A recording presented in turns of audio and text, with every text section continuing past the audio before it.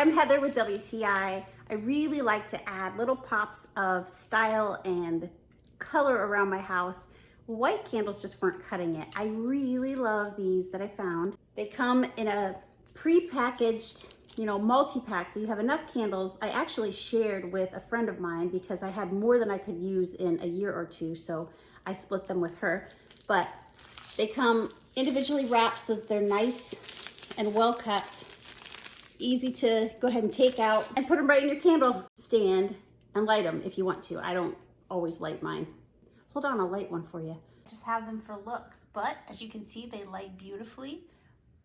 Absolutely gorgeous either way. They're beautiful and they're a great addition to anyone's home decor. I find them to be exactly the right size, and I have multiple different candlesticks to put them in, and they always work out really well. Nice dripless candles, so that works really well for me. They don't make a mess of anything, and I appreciate that. And they also have this nice wider base, and it tapers at the top.